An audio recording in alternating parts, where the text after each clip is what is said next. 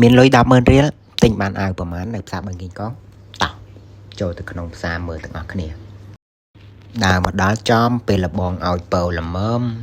ហើយឃើញតាណៅប៉ាំងខ្ញោចហ្នឹងមិនមែនទៅបុកអីដោយសារកាលពីល្ងាចហ្នឹងរត់ជុំវិញស្តាត9ជុំហើយអត់បានវ៉មអាប់ផងហើយរត់ថ្ងៃទី1ផងលទ្ធផលគឺអញ្ចឹងទៅ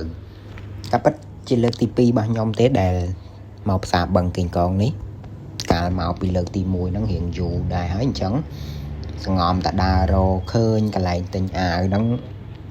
ដើរឡើងជុំវិញផ្សារពីផ្លូវមកខាងទៅដល់ផ្លូវមកខាងហើយចុងក្រោយរៀបនឹងចេញមកវិញក៏នឹកឃើញបត់ឆ្វេងដៃបន្តិចទៅបានទៅដល់ទៅ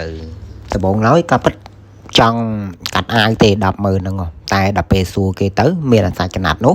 100000ល្មមហើយតម្រាំតបានហ្នឹងវាច្រើនថ្ងៃអញ្ចឹងហើយក៏នឹកឃើញមកផ្សារបឹងកេងកងហ្មងទៅអញ្ចឹងតោះយើងមើលទាំងអស់គ្នាតែនឃើញនេះមើលអ្នកលក់មើលឡើង cute oh my god លងស្នេហ៍បាត់មាត់ឡើងព្រានតែជាក់ស្ដែង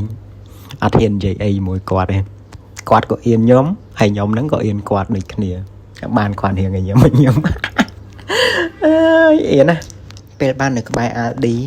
ស្បូនគ្នាប្រែជាកក់ក្ដៅ Oh my god ក៏ទៅអារម្មណ៍មនុស្សក្រាស់គេម្នាក់ឯងគឺអញ្ចឹងឯង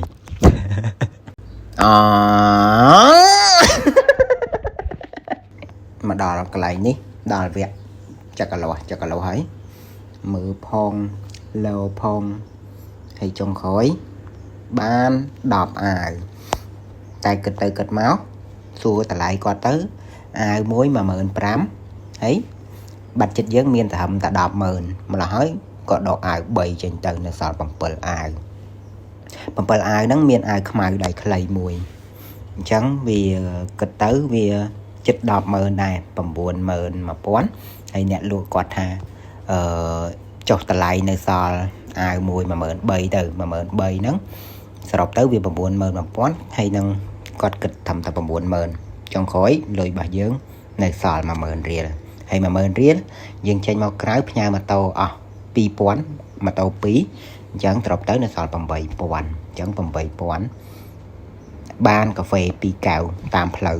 អញ្ចឹងវីដេអូហ្នឹងជូនចំពោះគ្នាយើងណាដែលស្ទើរបាត់ចិត្តចង់រកអាវឬក៏ខោស្លៀកពាក់បញ្ញាប់អីហ្នឹងតម្លៃសមរម្យគុណភាពអាចទទួលយកបានអញ្ចឹងផ្សារបឹងកេងកងជាជម្រើសទី1និយាយតែអាវចុះខោតាមកាពិតខោក៏ខ្ញុំមានលក់ដែរអញ្ចឹងសម្រាប់ខោដូចដែលឃើញខ្ញុំកំពុងពាក់ហ្នឹងណាខោហ្នឹងជាប្រភេទខោកបយក្បាលគីបអញ្ចឹងអាចតាក់ទងខ្ញុំបានបើសិនជាត្រូវការខមមិនលេខទូរស័ព្ទនៅខាងក្រោមហ្នឹងមកខ្ញុំនឹងផ្ដល់ព័ត៌មានជូនបន្ថែមអរគុណទិញខោអាវហើយដូចអត់តន់ចង់ទៅវិញសោះចង់នៅទីទៀតបានជួបហើយចង់ជួបទៀត